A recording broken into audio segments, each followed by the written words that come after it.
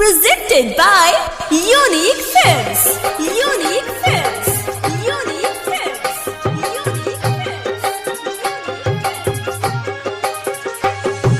Mix by happy digital recording studio Chanpatia.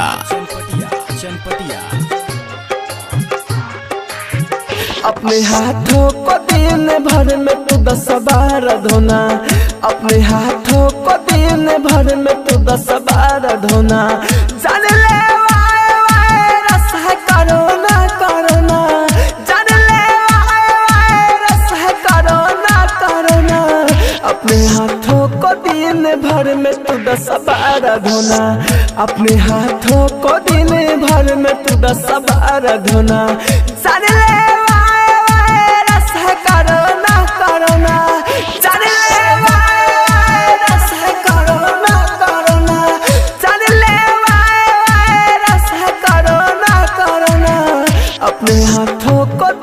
भर में तू 10 बार धोना, अपने हाथों को दिन भर में तू 10 बार धोना, अपने हाथों को दिन भर में तू 10 बार धोना।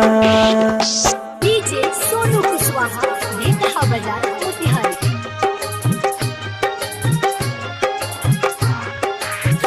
कितने लोग तो बेजान कोरोना से हुए, लोग हैरान परेशान कोरोना से हुए।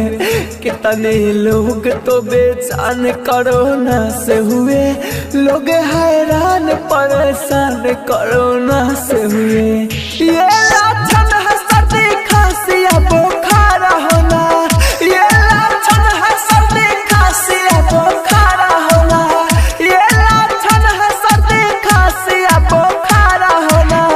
जान ले वाहे वायरस है कोरोना कोरोना, जान ले वाहे वायरस है कोरोना कोरोना, जान ले वाहे वायरस है corona corona. Presented by Unique Films. Unique Films. Unique Films. Unique Films. Ram का नाम लो, रहीम से फरियाद करो, किसी का घर नहीं अब इससे बर्बाद करो। राम का नाम लो, रहीम से फरियाद करो, किसी का घर नहीं अब इससे बर्बाद करो।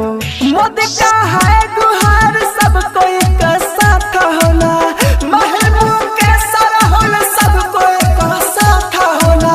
मोदी का है गुहार सबको एक साथ होना। जान ले वाए वायरस है कोरोना कोरोना, जान ले वाए वायरस है कोरोना कोरोना, जान ले वाए वायरस है corona corona. Happy digital recording studio, Sahu विवाह भवन के पीछे, वार्ड संख्या 6, चनपटिया।